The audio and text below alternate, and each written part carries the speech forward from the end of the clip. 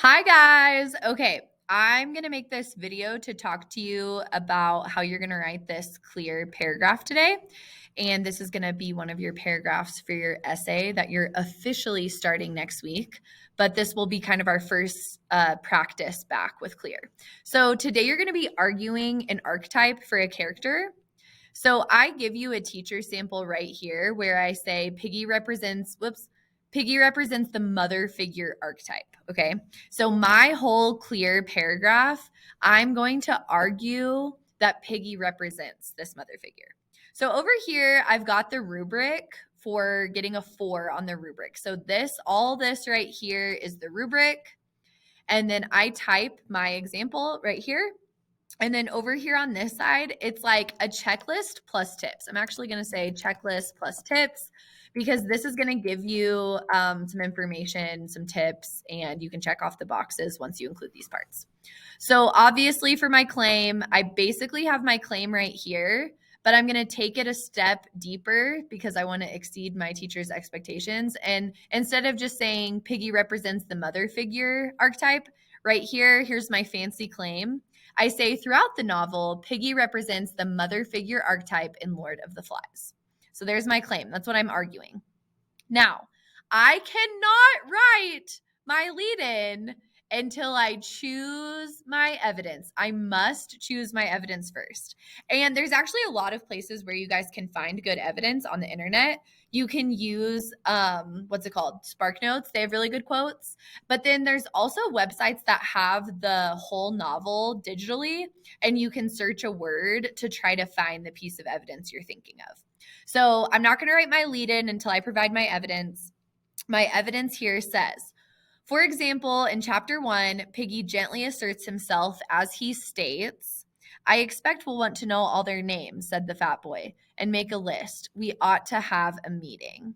So there's a couple things here that are really important. Your MLA format, Golding, page 11. I need to introduce my quote and not just drop it in. That was something I saw on a lot of y'all's last clears and papers is you did dropping in with your quotes. And I really need you to introduce your quote so I can fully understand who's speaking. And then in your lead in, you give the background information. So also I'm going to zoom in here. So you'll see that right here, I am quoting dialogue. So I have the dialogue where Piggy's talking. I have it, sorry, why is this doing this?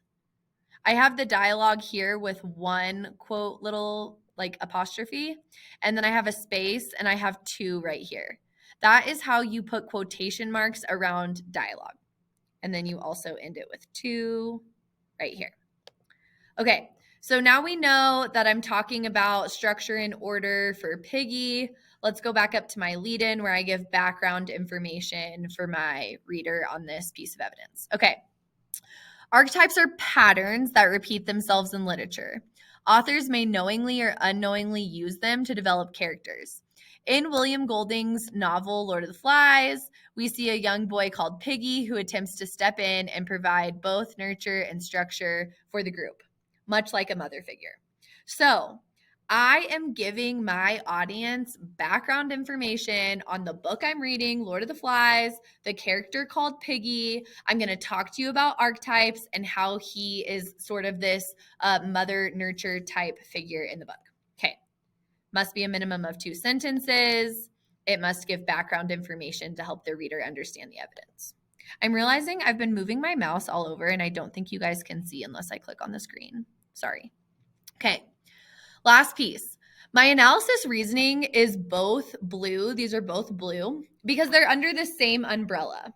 So my analysis is just kind of the first sentence of my reasoning. And this is where I'm going to explain the significance of this evidence. So I'm going to start it with my lovely sentence starter.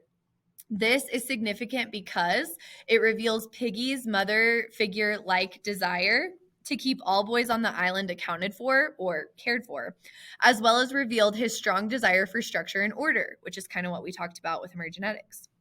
And then I go down to my reasoning where I start with this proves. There's my sentence starter for my reasoning.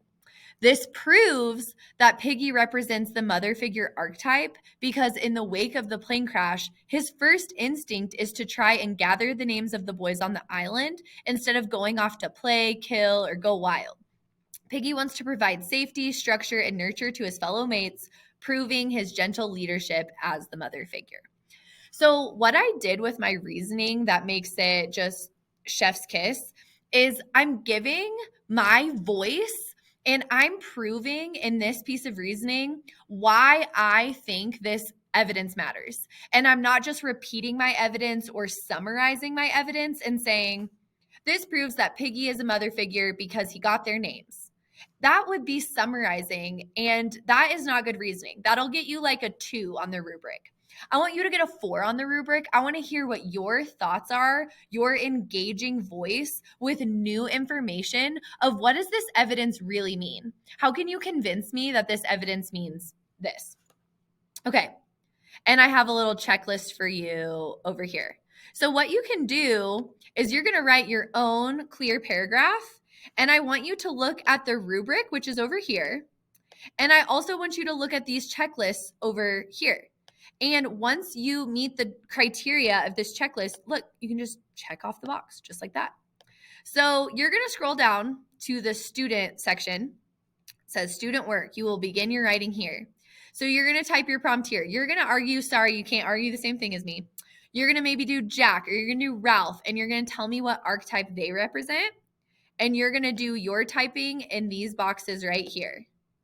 So my beautiful example that I worked so hard on yesterday is right here for you. You've got rubric, you've got example, you've got checklist and tips, and then you are going to go down here and do your own on your own.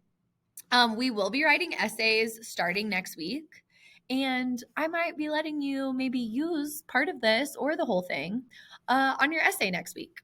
So consider this your first steps into your essay. All right. I will be calling you guys up to talk to you about some C